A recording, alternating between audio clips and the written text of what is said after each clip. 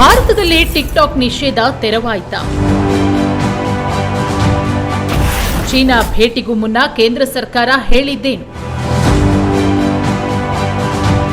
ರೀಲ್ಸ್ಗಿಂದೆ famous ಆಗಿದ್ದ ಚೀನಾದ TikTok application ಅನ್ನ ಭಾರತದಲ್ಲಿ ನಿಷೇಧಿಸಲಾಗಿತ್ತು.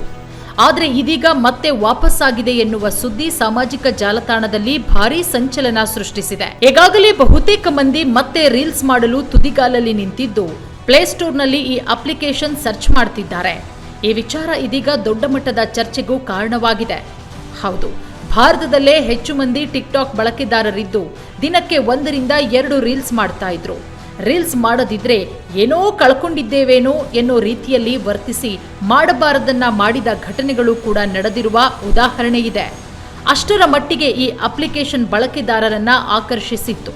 ಆದರೆ ಕೊನೆಗೂ ಇದನ್ನ ಭಾರತದಲ್ಲಿ ನಿಷೇಧಿಸಲಾಗಿತ್ತು. ಇದೀಗ ಇದು ಮತ್ತೆ ಮರಳಲಿದೆ ಎನ್ನುವ ಸುದ್ದಿಗಳು ಹರಿದಾಡ್ತಾ ಇದೆ. ಭಾರತದಲ್ಲಿ ಕಿರು ವಿಡಿಯೋ ಕಂಟೆಂಟ್ ಅನ್ನ ಪರಿಚಯಿಸಿದ ಅಪ್ಲಿಕೇಶನ್ಗಳಲ್ಲಿ ಟಿಕ್ಟಾಕ್ ಮೊದಲನೆಯದು ಅಂತಲೇ ಹೇಳಬಹುದು. ಕೋವಿಡ್ ಬಿಕ್ಕಟ್ಟಿನ ಮೊದಲು ಭಾರತಕ್ಕೆ ಎಂಟ್ರಿ ಕೊಟ್ಟಿತ್ತು.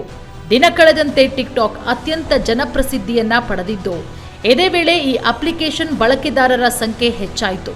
ಬಳಿಕ ಕೆಲ ರಾಜಕೀಯ ಬೆಳವಣಿಗೆ ಹಿನ್ನೆಲೆ 2020ರಲ್ಲಿ ಸಂಪೂರ್ಣವಾಗಿ ನಿಷೇಧಿಸಲಾಯಿತು.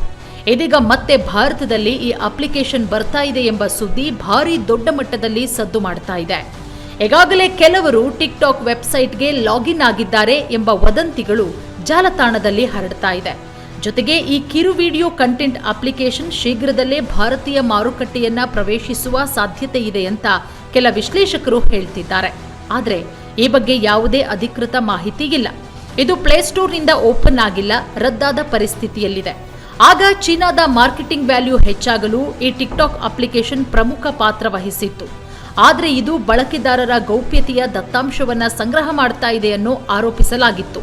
ಆದ್ದರಿಂದ ಐಟಿ ಕಾಯ್ದೆಯ ಸೆಕ್ಷನ್ 69A ಅಡಿಯಲ್ಲಿ ಭಾರತದಲ್ಲಿ ಈ ಅಪ್ಲಿಕೇಶನ್ ಅನ್ನ ನಿಷೇಧ ಮಾಡಲಾಗಿದೆ. ಮೊದಲು ಮದ್ರಾಸ್ ಹೈಕೋರ್ಟ್ 2019ರಲ್ಲಿ ಈ ಅಪ್ಲಿಕೇಶನ್ಗೆ ತಡೆ ನೀಡಿತ್ತು. ಬಳಿಕ ಈ ಕುರಿತು ಪರಿಶೀಲನೆ ನಡೆಸಿ ಕೇಂದ್ರ ಸರ್ಕಾರವು 2020ರಲ್ಲಿ ಟಿಕ್ಟಾಕ್ ಅಪ್ಲಿಕೇಶನ್ ಅನ್ನ ಸಂಪೂರ್ಣ ನಿಷೇಧಿಸುವುದಾಗಿ ಘೋಷಣೆ ಮಾಡಿತು.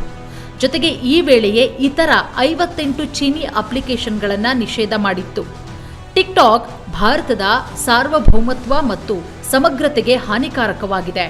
ಬಳಕೆದಾರರ ದತ್ತಾಂಶವನ್ನ ದುರುಪಯೋಗಪಡಿಸಿಕೊಳ್ಳಬಹುದು.